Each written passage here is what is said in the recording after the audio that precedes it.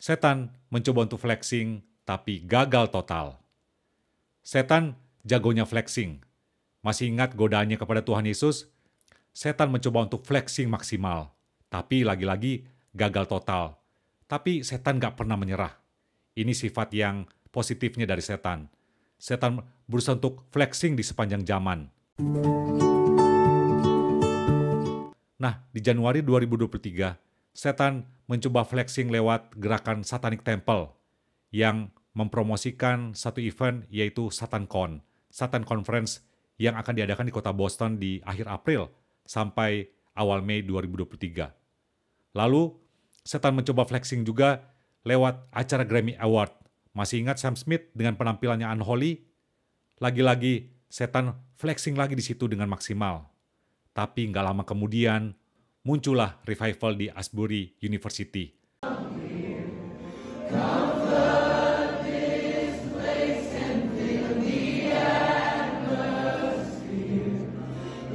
Revival here at Asbury is now in its sixth night, as hundreds of people have come from near and far to just enjoy the presence of God.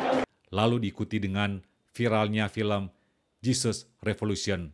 Akhirnya menenggelamkan semua flexing dari si setan itu. Puji Tuhan, haleluya.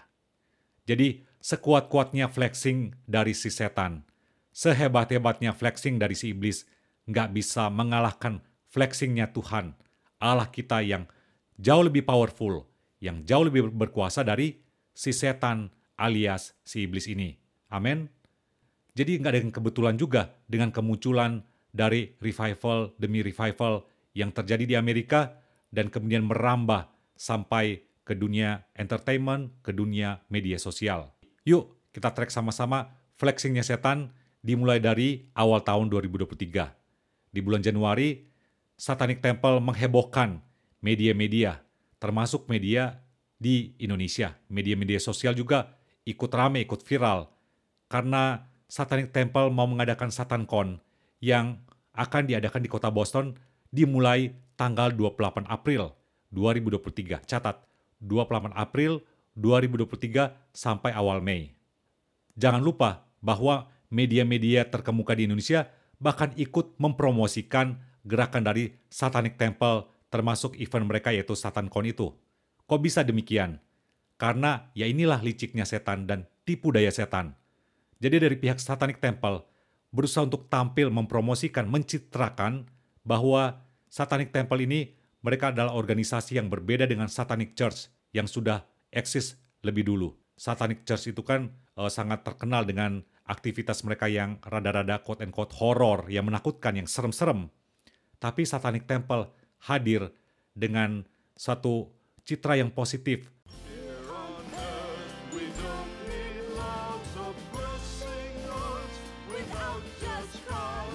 Itulah kelicikan setan. Itulah segala tipu daya setan, hoaxnya setan yang sudah nggak usah dipertanyakan lagi. Dari zamannya Adam, terus berlanjut sampai zaman now. Lalu flexing setan berlanjut lewat Grammy Award. Di ajang Grammy Award ini yang sangat glamor, setan nggak malu-malu menampilkan dirinya melalui performa dari Sam Smith. Udah lagunya Unholy lagi, lalu show-nya itu disertai dengan ritual setan. Benar-benar mengerikan. Horor. Setan terang-terangan menunjukkan jati dirinya lewat perform dari Sam Smith dan juga timnya ini. Jadi bayangkan, dalam waktu 2 bulan berturut-turut, dari bulan Januari, lalu berlanjut Februari, setan itu benar-benar flexing maksimal. Tapi flexingnya setan itu nggak berlangsung lama. Karena beberapa hari setelah penampilan satanik di Grammy Award, maka muncullah yaitu revival di Asbury University. Menariknya, ruang chapel tempat revival itu lahir, ada tulisan yang terpampang di atas, yaitu tulisan yang berbunyi, Holiness unto the Lord. Kekudusan hanya bagi Tuhan. Tuhan, dia tidak tinggal diam. Revival ini menarik banyak orang berbondong-bondong datang. Mereka beribadah, mereka mengikuti akan worship, dan mereka bisa merasakan lawatan Tuhan, kehadiran Tuhan. Revival di Asbury University akhirnya menenggelamkan semua performa satanik yang pernah muncul atau pernah ada di Grammy Award itu. Nggak lama kemudian, maka muncul pula apa? Film Jesus Revolution. Jadi lagi-lagi bukan kebetulan, film ini sebenarnya berangkat dari suatu kejadian yang nyata yang terjadi di Amerika di akhir tahun 60-an sampai awal tahun 70-an. Film ini menjadi box office dan lagi-lagi viral, menjadi pembicaraan di media sosial. Anak-anak muda dari kalangan Kristen pada nonton film ini dan mereka responnya positif. Intinya mereka diberkati lewat film ini. Memang iblis dalam flexingnya melalui SatanCon dan juga lewat Grammy Award itu berusaha menargetkan, mengincar anak-anak muda, generasi muda yang menjadi mangsa empuknya.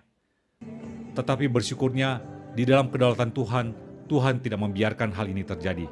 Tuhan hadir lewat revival di Asbury, yang akhirnya revival itu dipelopori oleh anak-anak muda yang cinta Tuhan, yang mengasihi Tuhan. Begitu pula dengan kehadiran dari film Jesus Revolution. Film ini juga menjangkau anak muda. Nah, lihatlah betapa segala upaya dari si iblis ini yang dengan flexingnya mencoba untuk menjerumuskan, menyesatkan anak-anak muda, tapi Tuhan tidak tinggal diam. Kendati nggak bisa dipungkiri, ada yang mengkritik keras dan tajam revival di Asbury dan berlanjut dengan film Jesus Revolution. Mereka yang haters, tetaplah haters. Yang saya herankan, mereka yang mengkritik bahkan sampai membenci baik revival di Asbury maupun film Jesus Revolution. Pertanyaan saya, mereka mengkritik nggak gerakan dari Satanic Temple melalui SatanCon plus performa unholy dari Sam Smith di Grammy Award itu, yang jelas-jelas jauh lebih disgusting, menjijikan, dan sangat menghujat Tuhan. So, makanya sebagai orang Kristen, kita perlu melihat dalam satu perspektif, dalam satu wawasan yang lebih luas, dalam satu worldview, di mana kita bisa melihat, mengcapture secara keseluruhan. Jadi nggak hanya fokus kepada tokoh-tokoh tertentu atau pada isu-isu tertentu, tapi kita melihat dalam satu perspektif kedaulatan Allah yang bekerja, yang eksis, yang berkuasa di tengah-tengah dunia ini, bahkan di tengah-tengah alam semesta ini. Makanya penting sekali untuk melihat big picture atau gambaran besar, bahwa dalam Jesus Movement, Tuhan atau Yesuslah yang melakukan satu restorasi pemulihan bagi anak-anak muda. Nah, kembali lagi, Tuhan tidak tinggal diam. Dengan kuasanya, Tuhan quote-unquote flexing melalui revival di Asbury University plus melalui film Jesus Revolution.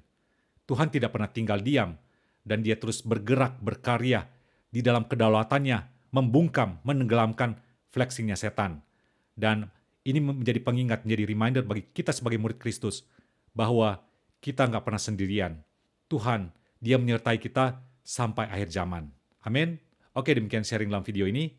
Kalau Anda mau memberikan komentar atau pendapat, silakan ya. Jangan lupa untuk subscribe dan share channel atau video ini. Thanks for watching. God bless.